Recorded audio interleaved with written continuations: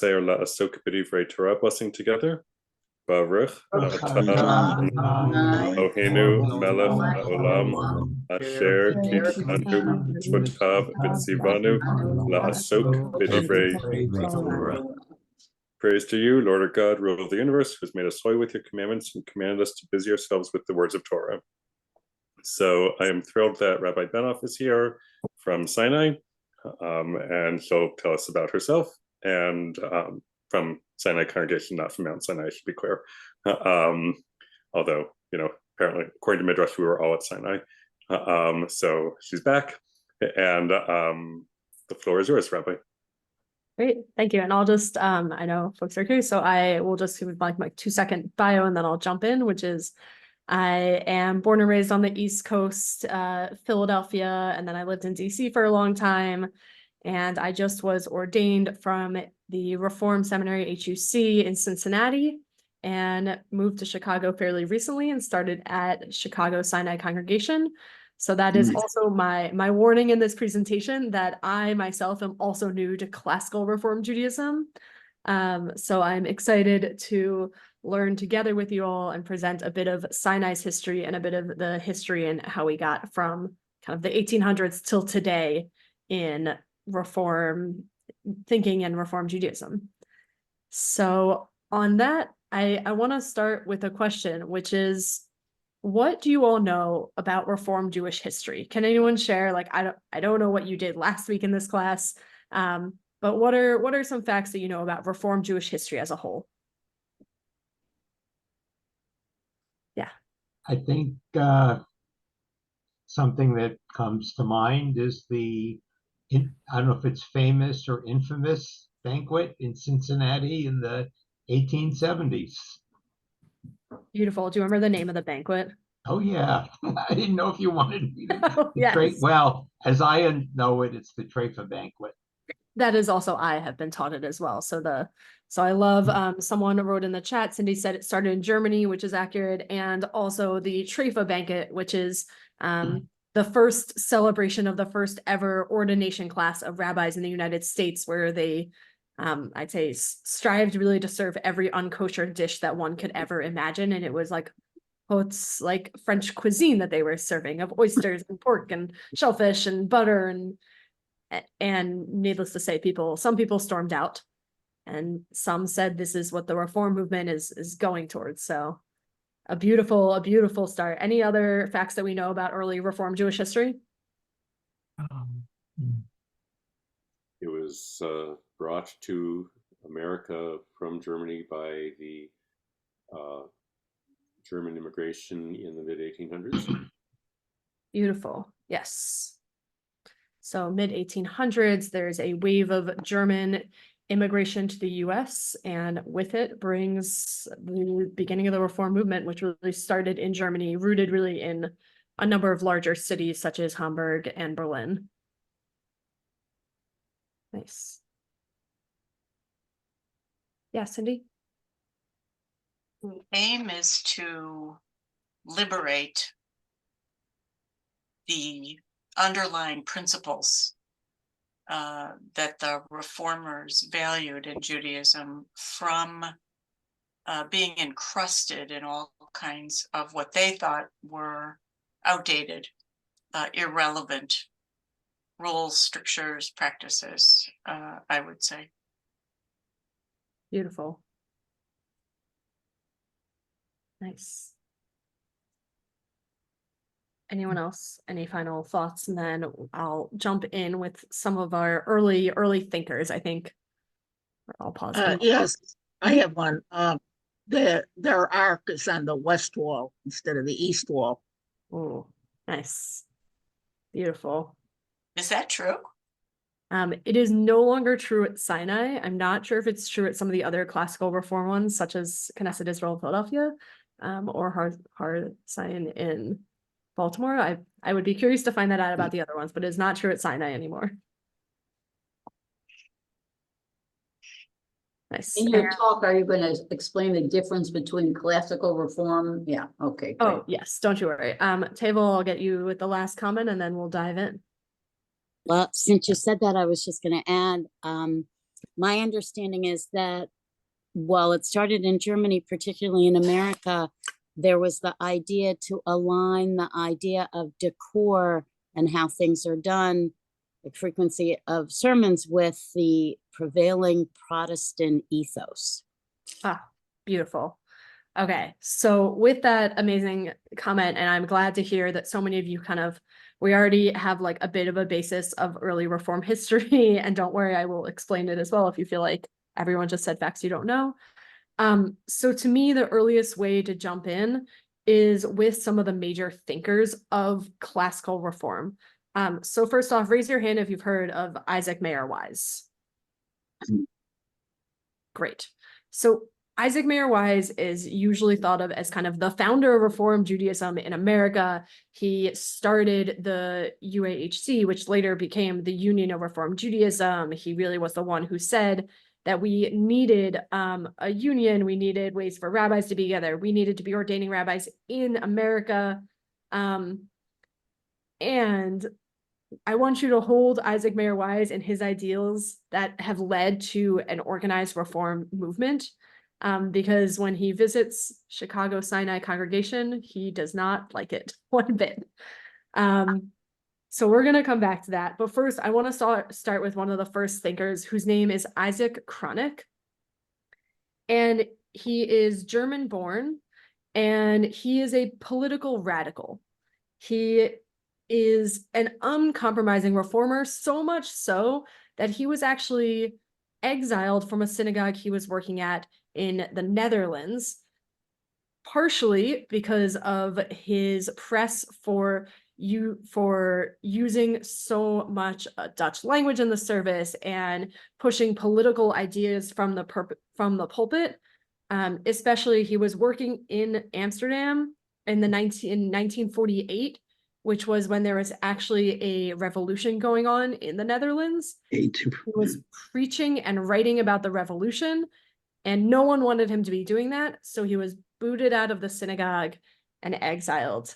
And he himself ends up coming to the United States, and he is one of the first major thinkers who brings these radical ideas of both reform in the synagogue as well as political radicalness, saying that as religious leaders, we need to be involved in politics, we need to be advocating, we need to be working. And he is really one of the first leaders of Sinai. And he comes to Chicago, and as soon as he gets here, he gets involved in politics. He wants to make sure that there are Jews involved in Chicago government, that there are Jewish leaders in any way possible that he can help reach to higher points in the Chicago local world. So that's Isaac Cronich, who is really the first one. And I'm going to back up. Sorry, I started here. I'm going to keep backing up. Before him, there were German Jews who came over in the 1950s, and they came with these ideas of reform. 1850s? Yes, mid 1800s. Yeah. So this wave of German immigration, and most of the German Jews, does anyone know? I imagine some of you may have been born and raised Chicago. Where did most of the early German Jewish immigrants end up in the city of Chicago? Feel free to unmute and shout it out where about, if you know. I think the South Side. Yeah. In Northwest Indiana, there were. Yeah, so, well, that is also all over the Midwest for that. But in Chicago, primarily the South Side, there were also small communities who ended up on the West Side as well. So the South Side is where German Judaism really was born, in the city of Chicago.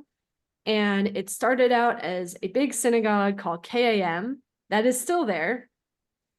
And as more reformers came to the US and more brought these new ideas, many people who are members of KAM said, this is not enough.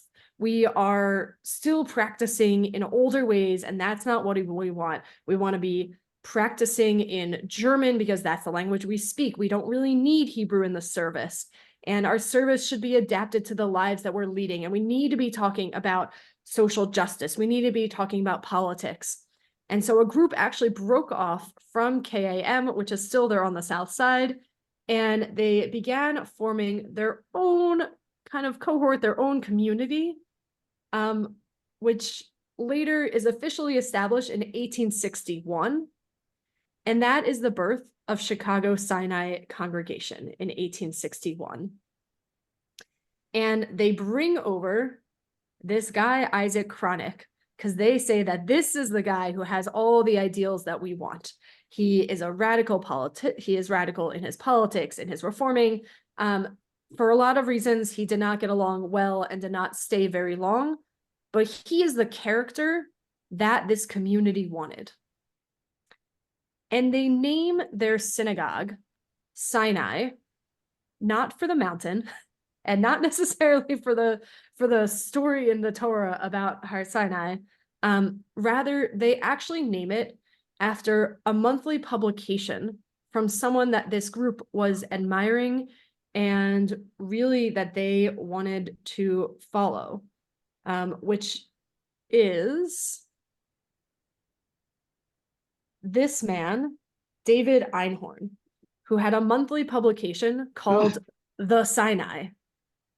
He lived between 1809 and 1879. If you want to take a guess where he was born, Germany is going to be our ongoing theme tonight in the history component.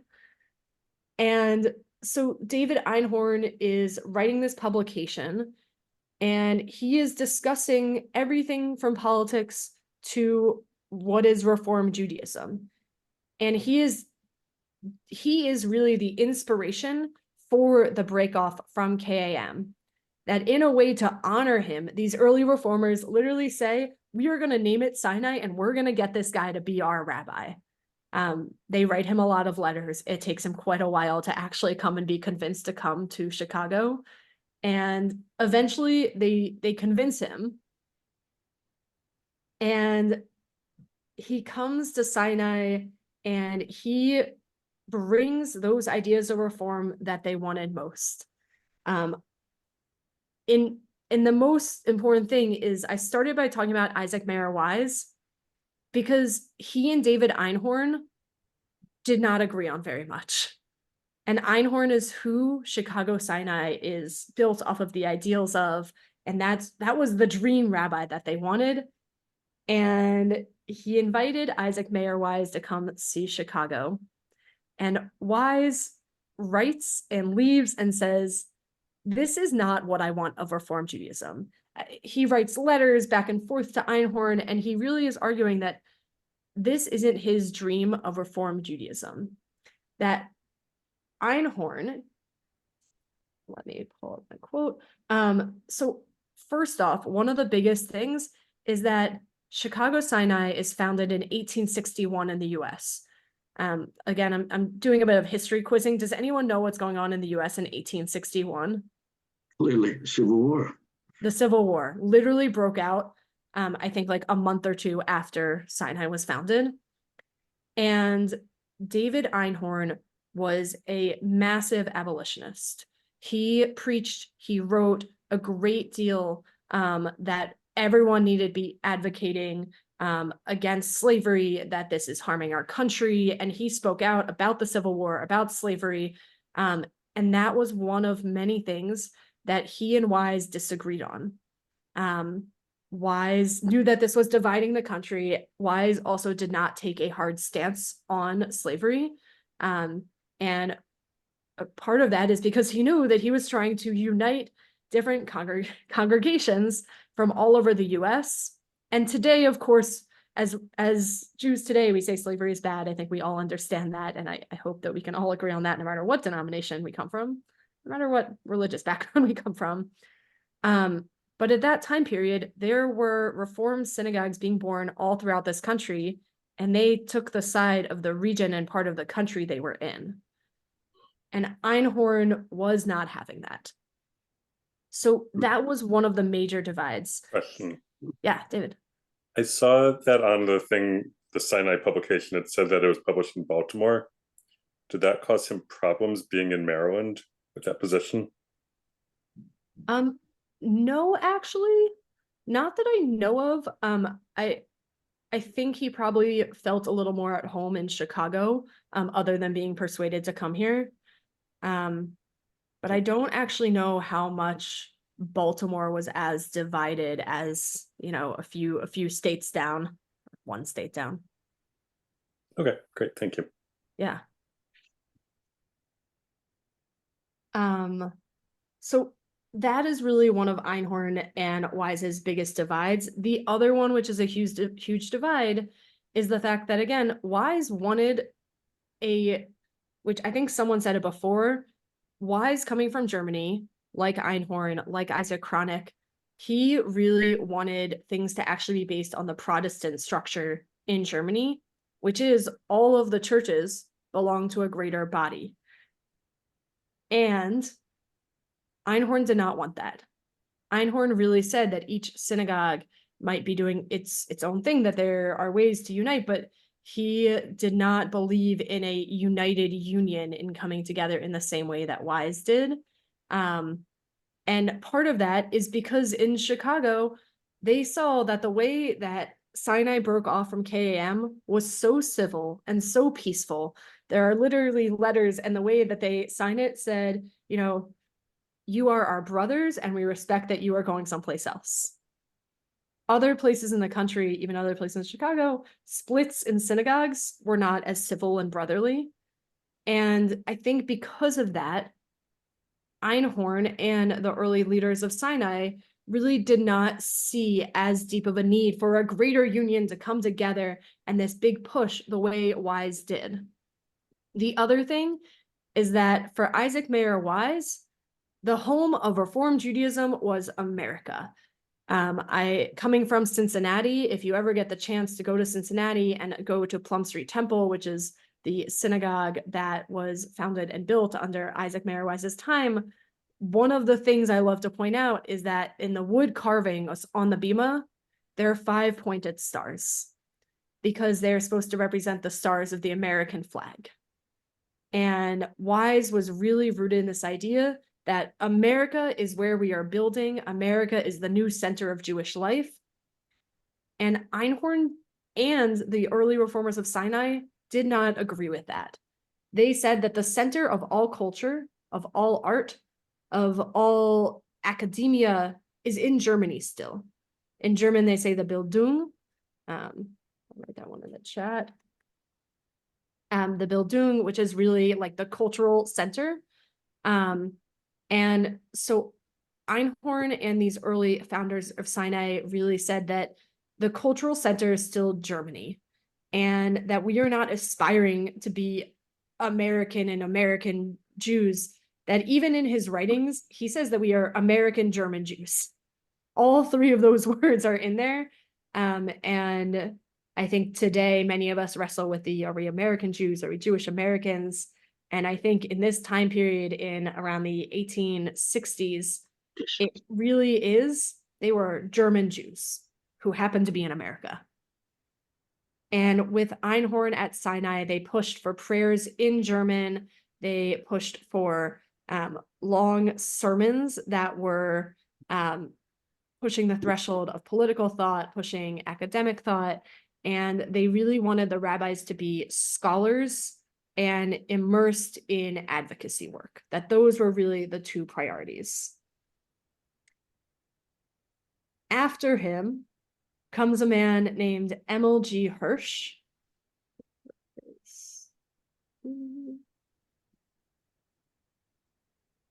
Just so we can have an image of Emil G. Hirsch.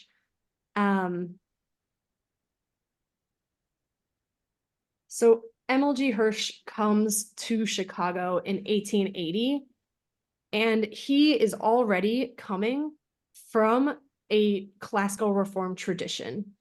His father, in fact, is a rabbi at Knesset Israel, which is a classical reform synagogue in the Philadelphia area. And so while still being German born, he is coming from, or he might actually be born in Luxembourg, I might be wrong, but Central Europe. But while still coming from that European tradition, he is also a deep understanding of already what classical Reform Judaism is looking like in America. And during his time, Sinai moved buildings.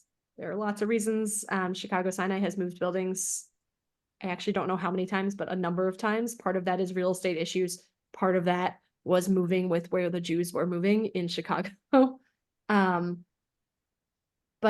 MLG Hirsch, one of his biggest things that he does at Sinai is that he, along with these other early leaders, said that we are living in a modern world. We are following the modern way. We are praying in our own vernacular, which for them was German. And he said, actually, you know what makes more sense for us? We are now on a different schedule. We are functioning on an American work schedule. And so they moved their Sabbath observances to Sundays. And they said, we are going to observe Shabbat.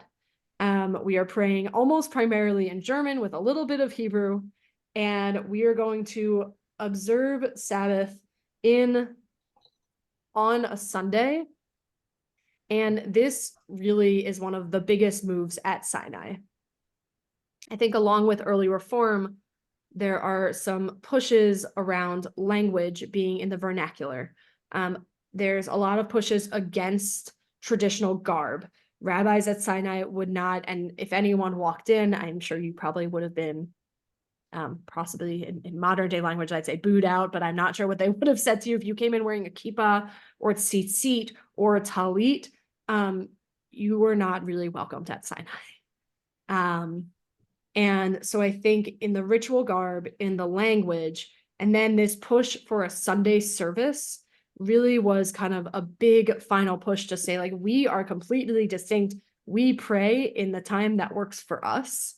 And the community went with it. Sunday services ran at Sinai for a number of decades. I will confess to not actually knowing the date when it ended, but I know that there are still congregants who attended Sundays at Sinai still and who are my members now. So it is not something in the distant past. The other thing with MLG Hirsch is, again, following on this tradition that he was a scholar, that in his time that he really was publishing tons of books, scholarly articles, and he brought a deep knowledge to the pulpit with him, that it really wasn't his Judaism was important, but not nearly as important as his scholarly background, the way he could speak, the way he could draw people in from the pulpit, and as well as, again, building on this idea that Sinai was founded on rabbis not afraid to talk politics. There has been a lot of back and forth in these early years of Sinai of how much time people actually spent in the congregation versus in the community doing work. And that for many years in its early days, most of the congregants spent more time out in the community, whether that was doing direct service, whether that was getting involved in city council and local politics, or whether that was really striving to become better business people and to make a name for themselves, that the rabbis in the congregation really supported people becoming members of the city, becoming active in the community, and not just being as insular. Were all classical reform services on Sunday? That was a debate that many congregations had, and I don't think any others actually made the push to Sundays. Or Sholem, Temple Sholem. Yeah. I don't know if it still is, but it used to be on Sundays. Yeah, I think a few of them did it for a short period. I think Sinai's really lasted the longest.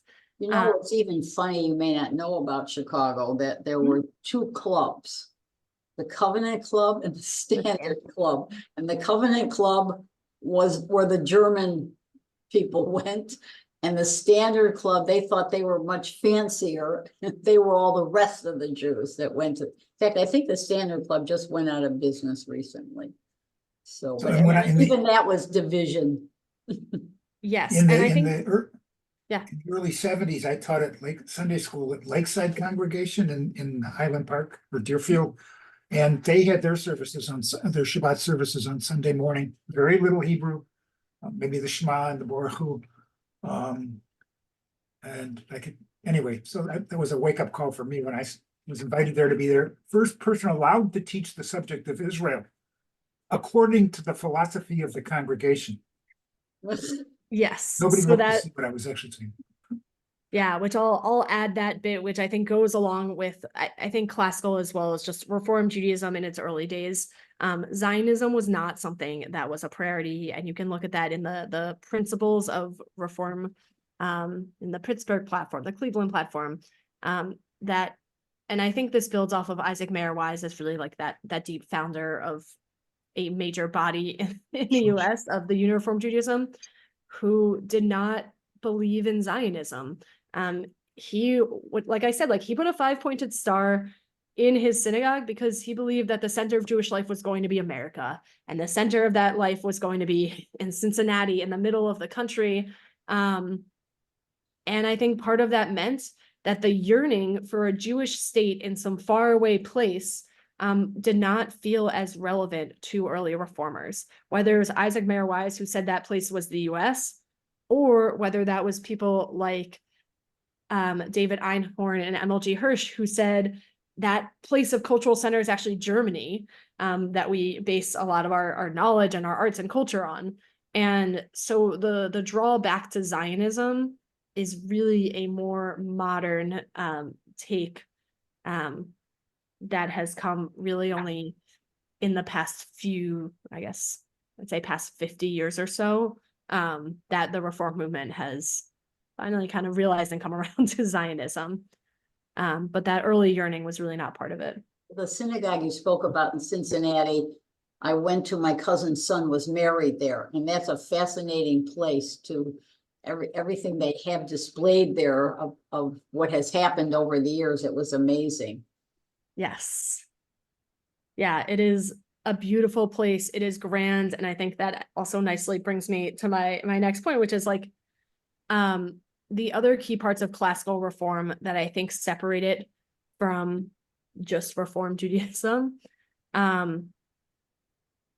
really is I'll say like Hidor mitzvot in Hebrew, which I think all of these early reformers would probably hate me for using a Hebrew phrase to describe their beliefs, which is the beautification, of doing holy work, of doing a mitzvah. And part of that is because what they did was make these grand, beautiful synagogues like Plum Street in Cincinnati, as well as the music was key to classical reform.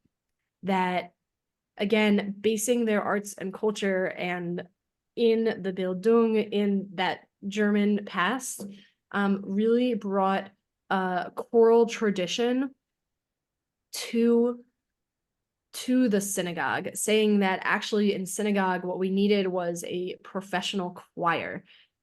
Sinai has had few cantors over the years, and instead has mostly opted for professional choir to sing. Up until about a year or two ago, every single Friday night at Chicago Sinai had a professional choir who led the services alongside a rabbi. And so that music, which I just wanted to bring and kind of hear, so I wanted to play a bit of music that really embodies this tradition, and this is written by Joseph Schmidt, who was a cantor in Germany. And so I just wanted to play it and kind of hear some responses as to how you hear this music. And I think some of the classical reform music has also come into our modern synagogues as well.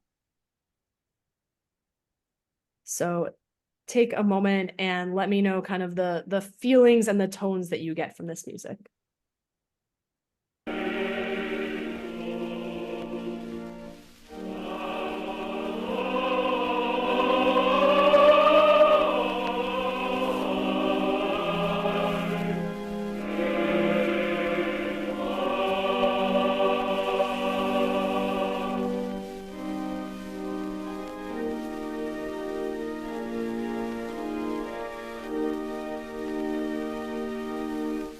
Oh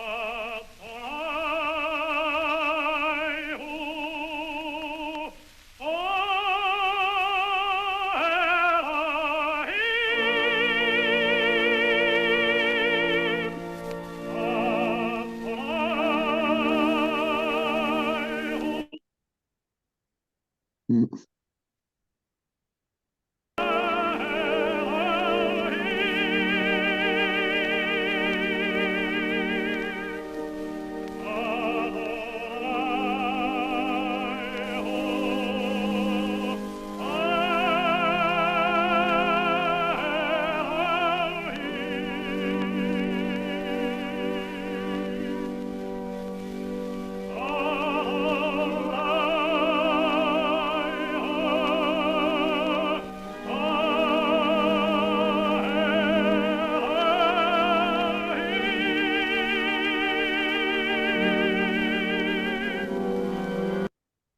So I just want to ask, like, what are some of the feelings that you get listening to that? It kind of reminds me of a lot of music that I've heard in like either opera music or some of the music that was common in like a Western Christian context, just in general. Just by similarities in like, I guess, form. Mhm. Was there like a link between the two musical traditions? Yes, absolutely. And again, I mean, it is based on, again, because folks are living in Central Europe, in Germany, where there was such a immense amount of, I think someone else wrote in the chat, of opera, of classical music. And really, they wanted their services to almost feel like that and to feel that awe that people are inspired from while sitting at the symphony, while sitting at the orchestra. So while sitting at the opera. And I think so they were both inspired by that. Also, Or sitting in church. yes, and others are the church feeling, which I think part of that is also that Sinai has always had an organ, which is also very unique to Classical Reform Judaism. There is a famous story about a synagogue down in South Carolina, I'm blanking, that actually split over the decision whether or not to have an organ in their synagogue. And that was the splitting factor that they argued over, and they took each other to court over whether or not they could have an organ. And for Sinai, that really was something that folks were pretty on board with. I think there were a handful of folks who really disagreed with that, but it was the minority who did not like the organ. So that the organ, the operatic singing, but also some of these are still the tunes, most of these are still the tunes that Sinai honors today, which is what I kind of want to bring into now. Like, what does Classical Reform Judaism look like today? I think understanding the history understands like how we got here. When they were singing, yeah, I had a different feeling for it. It reminded me, I could actually visualize the high, tall hat, the gown, and the famous cantors who I have heard over I belonged to a synagogue for like forever, more than 60 years, but that's what I felt. I liked it very much. And we had an organ at Har Zion when I first joined there almost 60 years ago. So, but it's not very sing-alongable, though. I mean, if you like to participate in a service and sing some of the liturgy and listen to Nusach, it's a whole different approach and whole different style. Yes, completely. I mean, it is in many ways, like everyone said, like it sounds like opera, and it is more performative than it is participatory. But it's beautiful. Yeah. So the other thing is that I am looking through my notes. So M.L.G. Hirsch was the publisher of a early prayer book called the Union Prayer Book. And that is in fact, let's see if I can hold it up for everyone. Still the prayer book that Chicago Sinai uses. This is the 3rd edition of the Union Prayer Book. This one was actually put together in 2019, so only a few years ago. If anyone ever comes to Sinai, you're welcome to come. This is what you will be praying out of. I joke that like it has, in my opinion, some flaws, some pros, some cons. But I think one of their two key ideas in keeping with this in 2019 was, first off, the idea that it is easy to hold in your hand. It is small, it is convenient. I almost would compare it more to, in many ways, an Orthodox prayer book that is like meant to be carried and held easily, versus I think Mishkan Tefillah, the new Reform prayer book, is very thick, has a lot of alternative readings, and it is beautiful and wonderful. And this instead decided to go with different translations. And so I just want to read one of This is the 1945 one. Oh, there you go. Nice. Is it UPB 2? Does it say 2 on the? Yeah. Yep. Nice.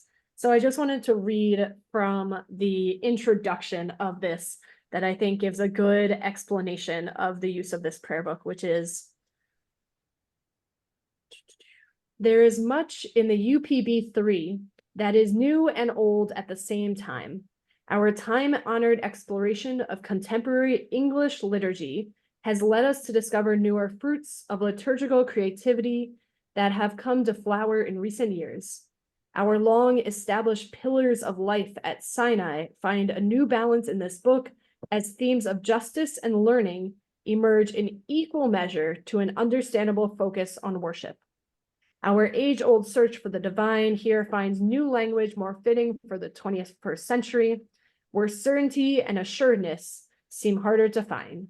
Our historic impetus to have our own book of prayers finds new expression in a prayer book expressly made by Sinai today for Sinai today. While we imagine others will find this volume worthwhile, we design UPB 3 for the idiosyncratic needs of our congregation, which I think this is published again in 2019. And I think that is already building on that idea that Einhorn really argued for, which is not a hierarchical structure of Reform Judaism in America, but rather saying that in our synagogue, we use our prayer book. And so today, this is the main prayer book that we pray out of for everything at Sinai. We have a high holiday version as well. That is the second version. So it is still a little not as up to date as this one. The translations and the language are heavily justice focused. And so our services no longer take place on Sundays. We have now shifted. So in Sinai today, I think there is a current struggle of how we balance classical Reform Judaism with living in 2024. While we have our own prayer book, we have shifted to having the professional choir 2 Fridays a month instead of every Friday. I laugh that I think as we welcome in Jews who might move here and are more transient, we slowly have people asking for a kippah during services, and slowly people are actually wearing kippot during services.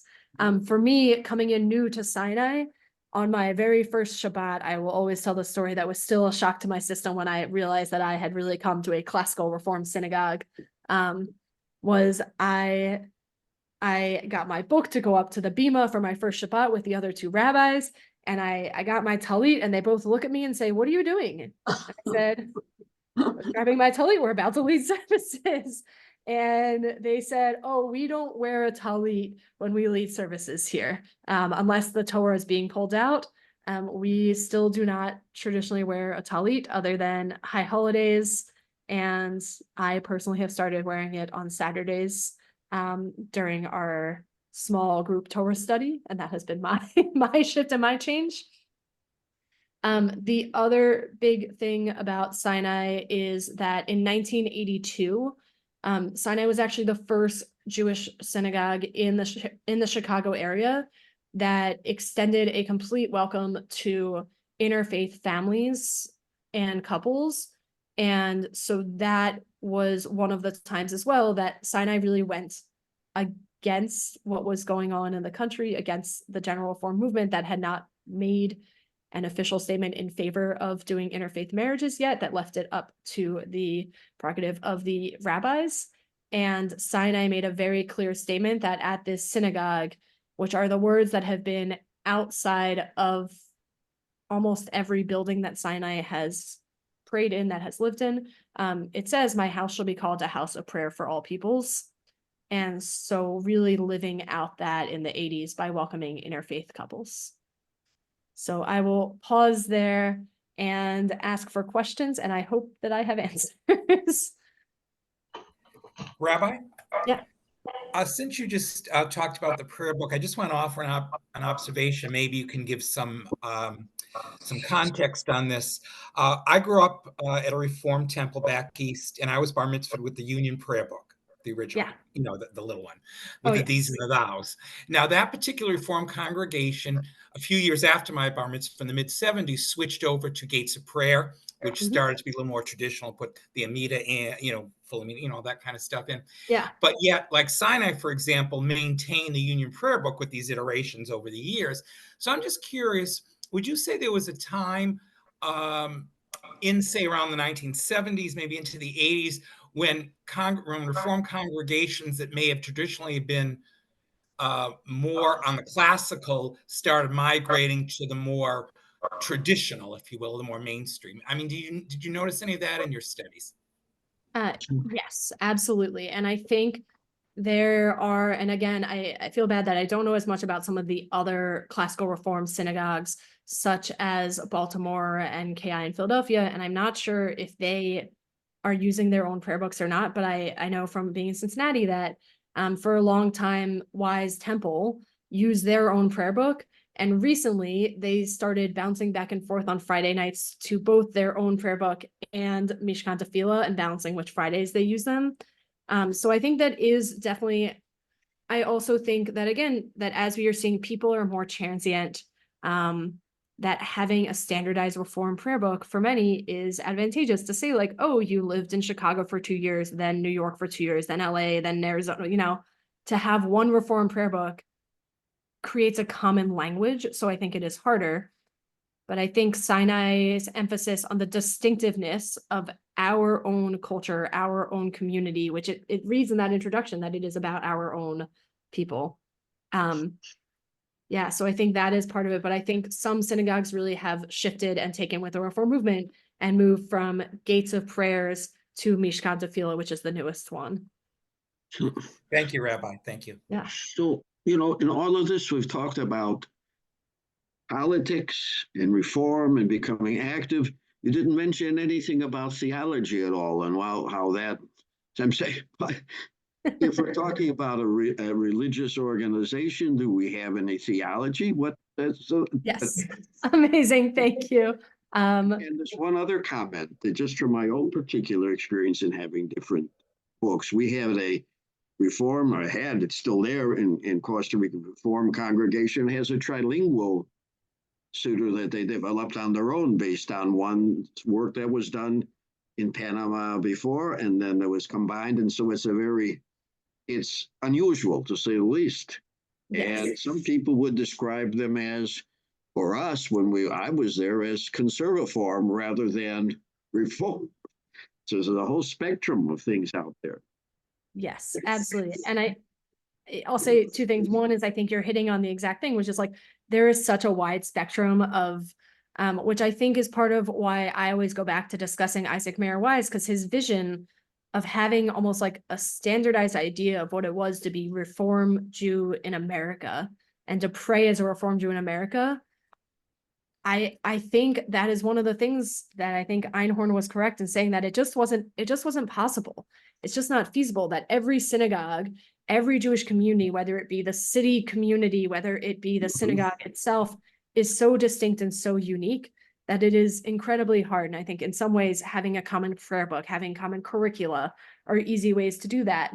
And then I'll answer the question about theology, which I will say that I don't think differentiates too much from the whole of Reform Judaism, which is really a push that was focused on justice through reading of the prophets.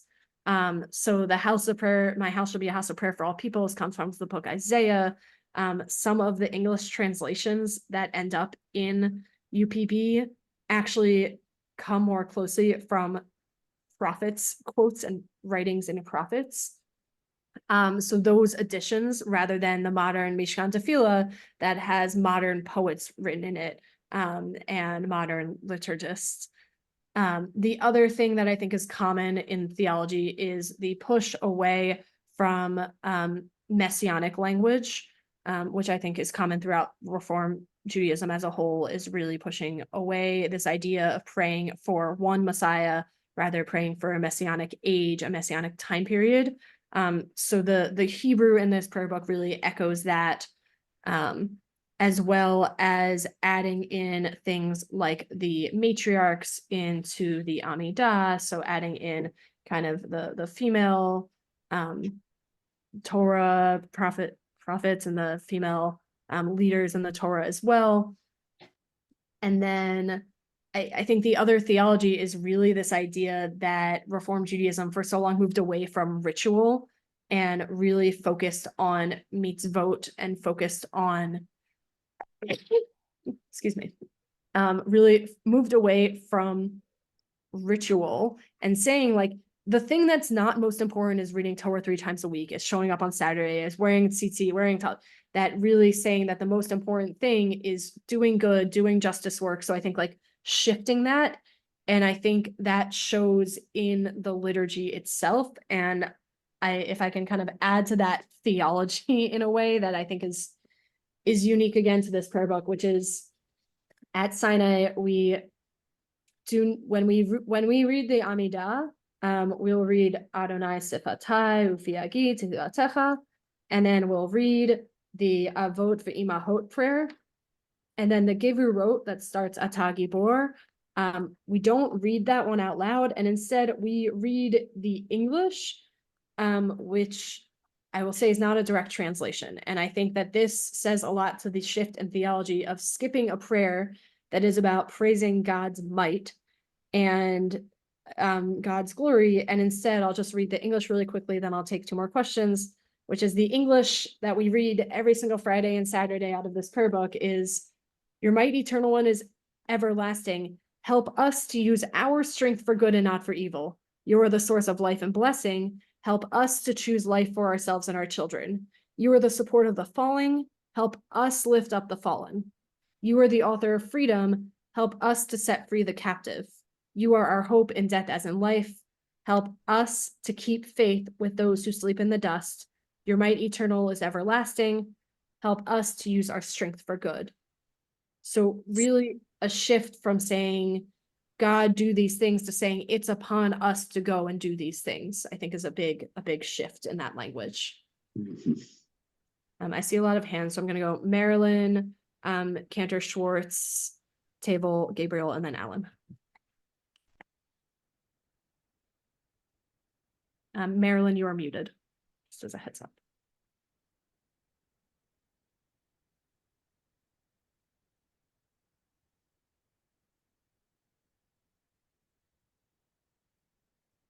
Some of these folks are muted. We'll come back. Okay, Oh, I'm sorry. Yep. Your main service is on Friday night, from what I understand. Yes. Is there a Saturday morning service as well? So it's interesting because we do B'nai Mitzvahs on Saturday. We don't have a huge class this year. So when there is not a B'nai Mitzvah, we combined with another small synagogue, I don't know how many years ago, and we now have a Saturday regular Torah study that does like a 30-minute Saturday minyan. We don't read Torah, it is just a 30-minute Shacharit morning prayer, and then we study the Torah portion. I think the major folks who still come to that group were from this other community that combined with us, and the push to have that Saturday minyan, that Saturday service, came from that group. So if I'm not sure, and that was a Reform community that was meeting in Water Tower Place for a number of years. I'm not sure if someone else knows the name of that synagogue. I'm blanking right now, but Kolami. Thank you, Kolami. So I am not sure if we did not absorb many Kolami members. I'm not sure if we would be having a Saturday service outside of B'nai Mitzvah. Yeah. Well, like your building says, it's open for everyone, so that follows that. Yes, exactly. Cantor Schwartz? So I'm old enough to have been personal friends with Debbie Friedman Mhm. and witnessed the incredible impact she had initially on the reform movement and on us conservative Chassidim ultimately also, before she passed away much too young. My question is, in the context of what you have described, did Debbie Friedman and her generation and the generation since have an impact on what's actually going on at a place that still arguably can be considered classical reform? Yeah. And I think the thing you're asking is also the question of not just about Debbie Friedman, who is an incredible singer and leader in the Jewish world and in the Reform movement especially. It's also a question of like, how have we taken in modern liturgy and modern nusach, modern tunes, and all of these different songs and styles to pray. And I think that has been a struggle for Sinai. I think there are certain artists that I have seen that we have taken in, such as Debbie Friedman. We do sing a lot of Debbie Friedman. And I think some of it works because her music aligns very nicely with a choir and can be played on an organ or a piano very beautifully. Another one is Jill Higgins, who is a more modern composer of Jewish music as well. And so we include a lot of Higgins. And so we have taken in some more modern folks. And I think the composers who somehow align with the musical tradition at Sinai really aid in that.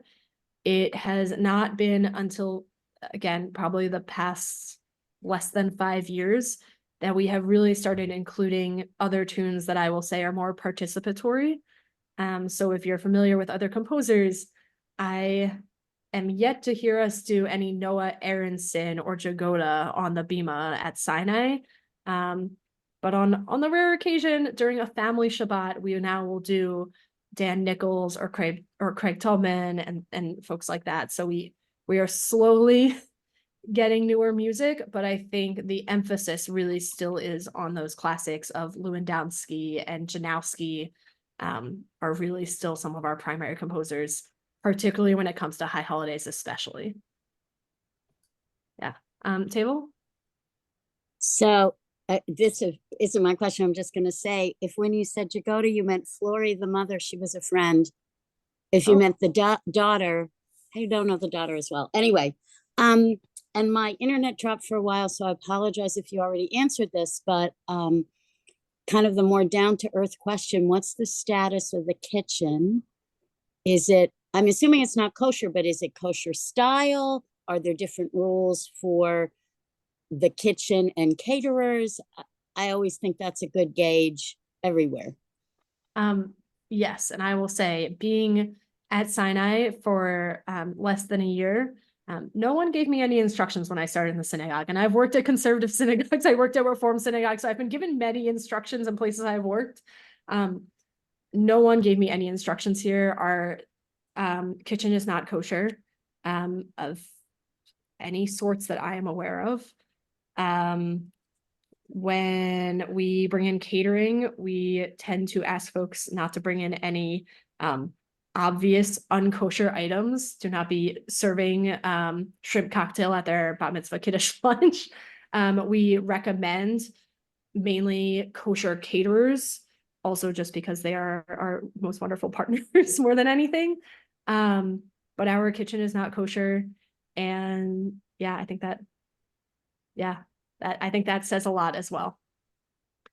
And I will also say that it is interesting that I mentioned that I grew up as part of the Reform movement.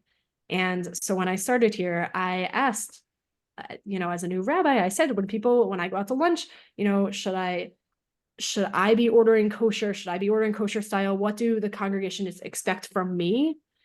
And I was very much told that this is a synagogue that people would be very excited to watch me order the pepperoni pizza. That would make them happy for their rabbi to be eating that with them.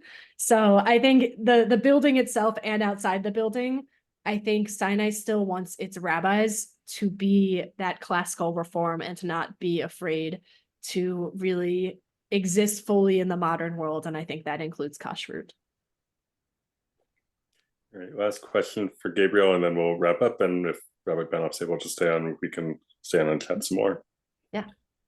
I was just wondering, I'm not sure if this was talked about before because it did come in a little bit late, but I was just curious. I know the reform movement does exist in Israel. I was wondering if you know anything about the reform movement in Israel. Is classical reform the dominant like mode of reform expression in Israel? I'm just curious.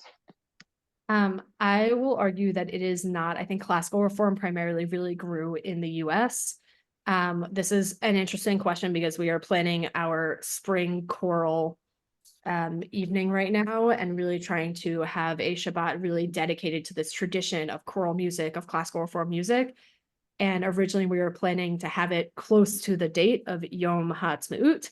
And so we wanted to feature Israeli artists. And needless to say, we have very much struggled to find classical reform music from Israeli artists other than a few select, including Ben Steinberg, I think is one that we were looking at. So I think the iteration of Reform Judaism in Israel, I think really came from US Reform Judaism added with a mix of what is Israeli Judaism as well.